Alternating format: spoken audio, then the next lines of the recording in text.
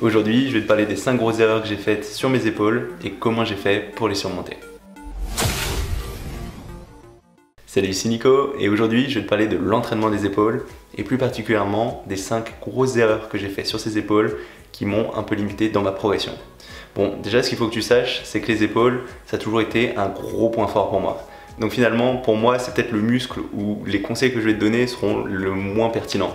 Parce que vu que pour moi, ça a toujours été assez facile de construire ces épaules, j'ai jamais eu vraiment besoin de lutter pour réussir à les construire. Ça veut dire que même en ayant fait ces 5 erreurs, j'avais quand même réussi à progresser. Bon, après, quand je les ai corrigées, j'ai observé une différence, j'ai progressé plus vite. Mais de façon générale, ce que je veux que tu gardes en tête, c'est que quand tu essayes de progresser sur un muscle qui est un point faible pour toi, ce qu'il faut que tu cherches, c'est pas la personne qui est de base très forte dans ce muscle. Parce que souvent, quand c'est le cas, c'est parce que cette personne, elle a la bonne génétique sur ce muscle.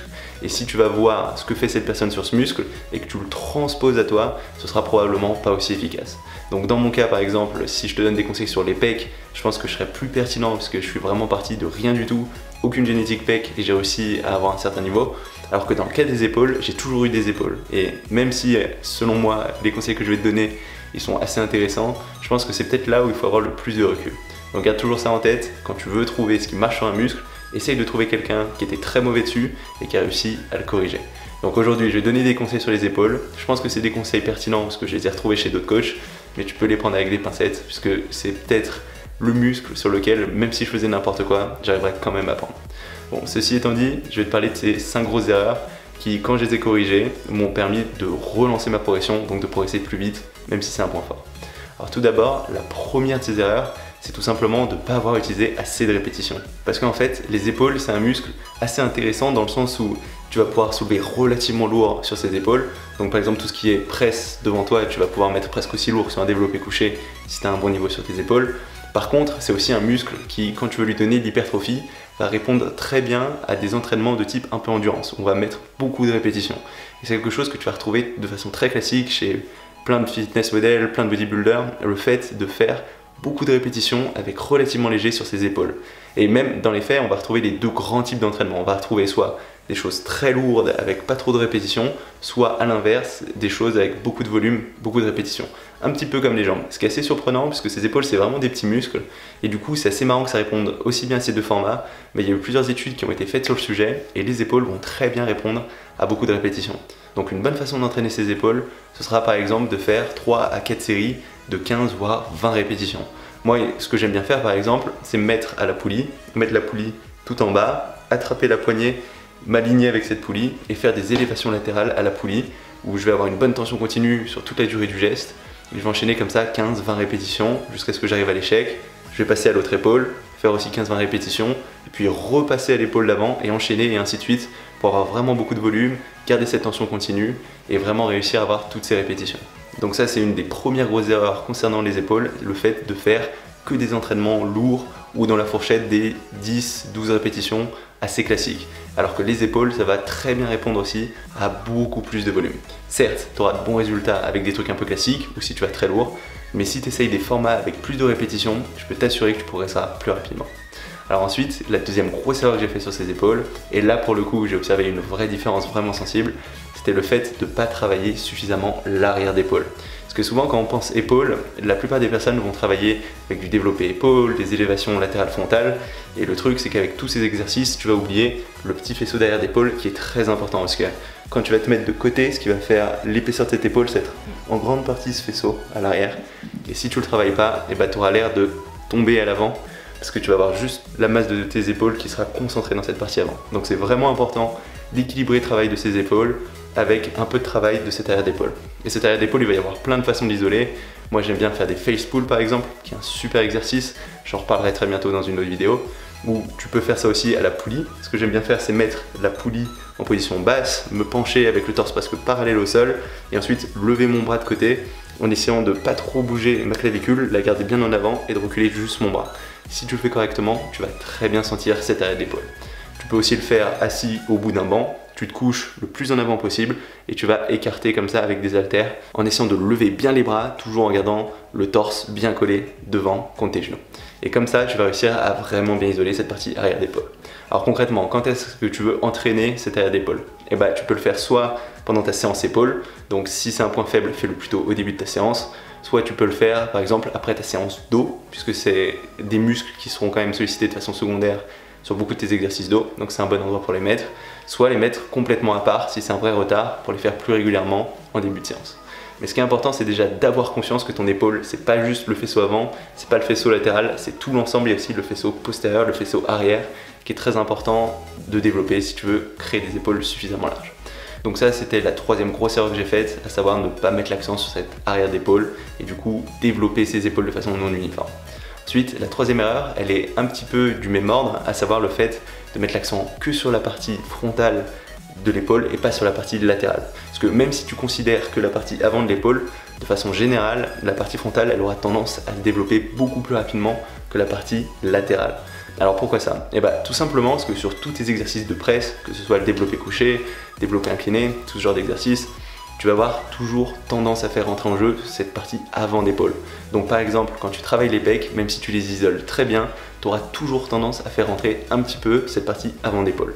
Ce qui veut dire que cette partie avant d'épaule, elle aura en général plus de travail que la partie latérale de ton épaule. Et que si derrière, quand tu fais ta séance épaule, tu commences par un exercice qui met l'accent sur la partie frontale au lieu de mettre un exercice qui met l'accent sur la partie latérale, tu vas d'autant plus renforcer ce déséquilibre. Donc ce sera important que quand tu arrives sur ta séance épaule, tu mettes principalement l'accent sur la partie latérale et la partie arrière, comme on l'a vu dans le point d'avant, et que tu gardes ta partie frontale plus pour la fin de ta séance, voire que tu la travailles pas si tu as tendance à être très fort dessus. Donc par exemple, ce que tu peux faire, c'est commencer ta séance épaule avec des élévations latérales plutôt que des élévations frontales. D'ailleurs, ces élévations latérales, je te conseille pas forcément de les faire de façon systématique, parce que c'est un exercice qui va assez bien isoler la partie avant, mais qui va pas être forcément aussi efficace qu'un exercice comme le développé épaule aux haltères, qui lui va mettre aussi l'accent sur cette partie, mais te permettra de mettre un peu plus lourd. Donc je pense que autant pour la partie latérale des élévations latérales, ce sera une bonne chose, autant les élévations frontales, ce ne sera pas forcément un exercice obligatoire pour ses épaules. Et vu que de façon générale, on veut surtout mettre l'accent sur la portion latérale de ses épaules, je te conseille vraiment plutôt de favoriser seulement tes élévations latérales. Et ça, tu peux les faire soit debout, par contre attention, ça peut être assez facile de les tricher, soit assis, où là tu mettras moins de poids parce que tu ne pourras pas du tout te balancer, mais en général, tu auras mieux tendance à isoler cette partie latérale. Donc typiquement, quand je fais une séance épaule, ce sera souvent le premier exercice qui va vraiment me permettre de mettre l'accent sur la partie latérale, si ce n'est pas un exercice qui met l'accent sur la partie arrière. Et la partie frontale, je vais soit pas les travailler, soit la garder seulement pour la toute fin de ma séance épaule. Donc voilà, il faut que tu retiennes ça en tête, c'est que de façon générale, cette partie avant de l'épaule, elle aura tendance à progresser plus vite que la partie latérale. Donc c'est bien de commencer par cette partie latérale. Ensuite, la quatrième grosse erreur que j'ai fait sur ces épaules, c'était le fait de ne pas être vraiment conscient de l'amplitude sur laquelle va travailler cette épaule. Parce que typiquement, quand je faisais mes élévations latérales ou mes élévations frontales, ce que je faisais, c'était j'allais vraiment le plus haut possible. Je levais ma main carrément au-dessus de mon épaule. Et en fait, le problème de ça, c'est qu'à la fin du geste, ton épaule, elle travaille presque plus et ça va être surtout tes trapèzes qui vont rentrer en jeu. Parce que tes trapèzes, ils vont gérer la hauteur de ta clavicule. Et quand tu arrives à la fin de ton geste, quand ta main, elle passe au-dessus de ton épaule, ce sera plus les trapèzes que l'épaule qui va vraiment travailler. Donc en fait, si tu veux garder l'attention dans ces épaules, vraiment bien les stimuler, il ne faudra pas que tu montes trop. Même mon conseil, c'est de ne pas monter les mains tellement plus haut que la hauteur de tes épaules. Arriver à la rigueur à ton bras parallèle au sol, voire c'est peut-être même un peu haut, et ensuite contrôler la descente bien jusqu'en bas. Donc si tu as l'habitude de faire des amplitudes très importantes, ça risque de te faire un peu bizarre. Il faut que tu gardes en tête qu'il vaut mieux limiter un peu cette amplitude pour bien isoler ces faisceaux de l'épaule. Après, tu as peut-être déjà observé des bodybuilders pro qui faisaient des gestes vraiment complets, qui allaient au maximum de l'amplitude.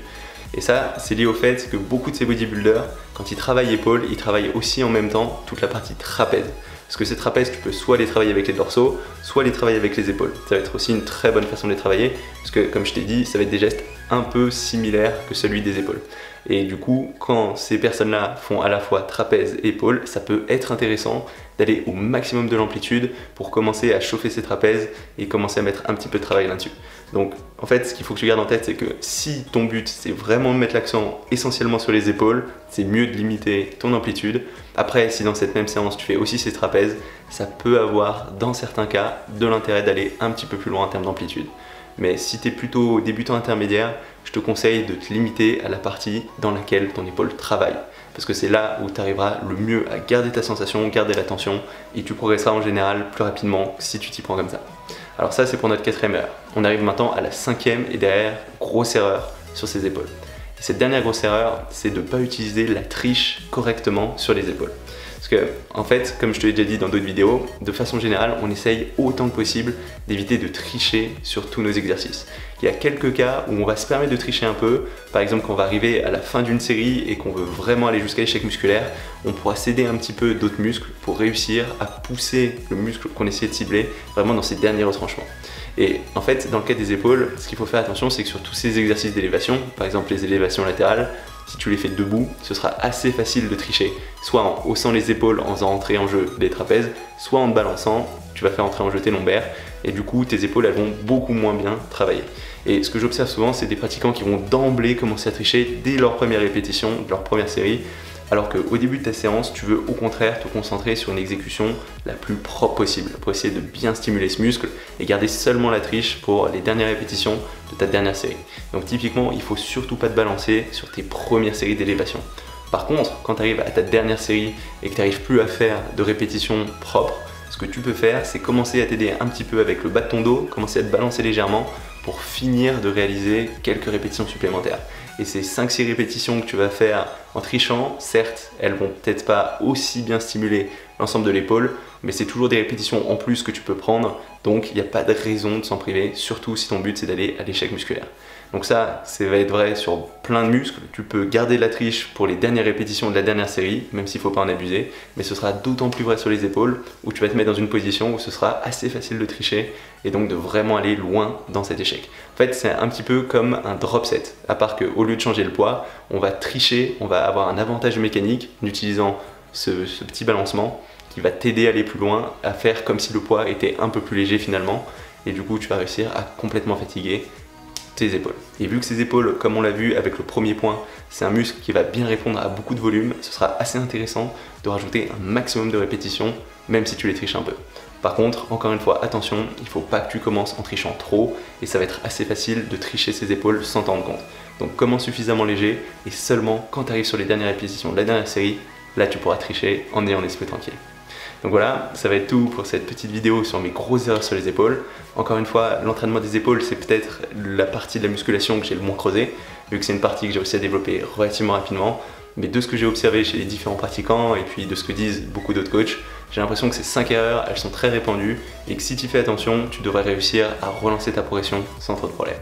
C'est tout pour cette petite vidéo. Si jamais elle t'a plu, n'hésite pas à mettre un petit commentaire ou un petit pouce bleu. Tu peux aussi t'inscrire à ma chaîne YouTube si tu ne l'as pas encore fait pour savoir quand je sortirai de nouvelles vidéos. J'en sors toutes les semaines. Et du coup, on se retrouve très rapidement dans une nouvelle vidéo. Salut!